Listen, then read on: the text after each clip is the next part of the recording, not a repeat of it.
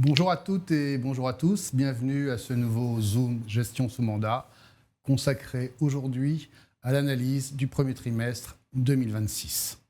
Nous sommes toujours avec notre partenaire Ophi Invest Asset Management avec Michael Fay, directeur des gestions diversifiées et à ce titre en charge de la gestion des différentes poches en unité de compte de la gestion sous mandat MIF, qu'il s'agisse de nos contrats d'assurance vie ou de notre plan d'épargne retraite individuel.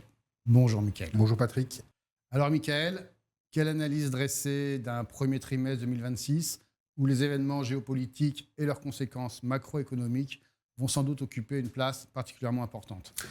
La première partie du trimestre s'est relativement bien passée, de manière cohérente avec notre scénario central, des économies résilientes, un choc d'offres, même si un peu plus en retrait qu'en fin d'année dernière, un choc d'offres plutôt positif sur l'hyper-innovation technologique, et est arrivé le conflit au Moyen-Orient, faisant ressurgir le spectre de la stagflation, avec le blocage du détroit d'Ormuz, bien évidemment, et l'impact que ça allait pouvoir avoir sur le prix du pétrole en particulier, les chaînes d'approvisionnement, et donc globalement la propagation mondiale. Alors, dans ce contexte, l'économie mondiale affiche quand même une certaine forme de résilience, comme les marchés, hein, même s'ils ont été en baisse.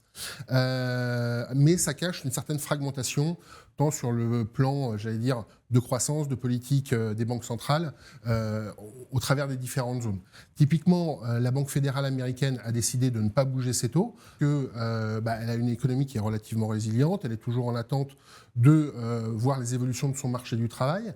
La Banque centrale européenne, elle, était plutôt en fait à se dire, bon, si tout va bien et que l'inflation continue de baisser, et que la croissance reprend, on va peut-être pouvoir baisser un peu notre taux d'intérêt, histoire de booster, de maintenir en fait justement ces prémices de retour de la croissance. Et en fin de compte, sachant qu'on est très importateur d'énergie, on a plutôt en fait maintenant anticipé des hausses de taux de la Banque centrale européenne.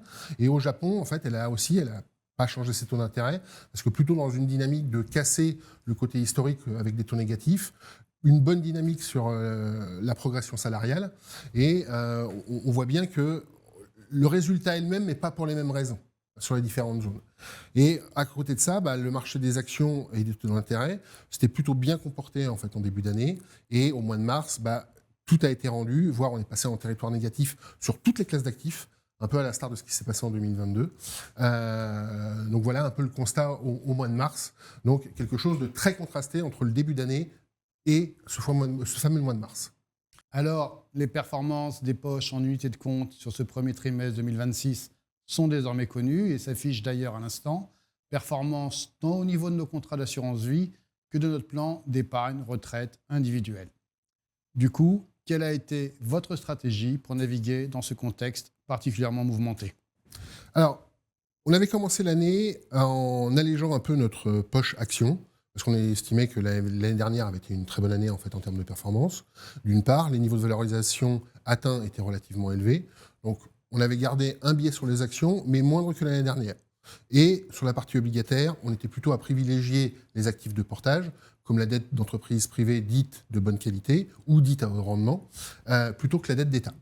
En début d'année, ça a été plutôt payant. Sur certains aspects, ça a été aussi plutôt payant durant le mois de mars. Et on a décidé de maintenir en fait ces positions plutôt que d'adopter une posture purement défensive, avec le risque, bien évidemment, de couper dans la baisse et de ne pas profiter en fait du rebond, en tout cas d'une manière moins sensible que ce qu'on aurait pu vivre dans la baisse.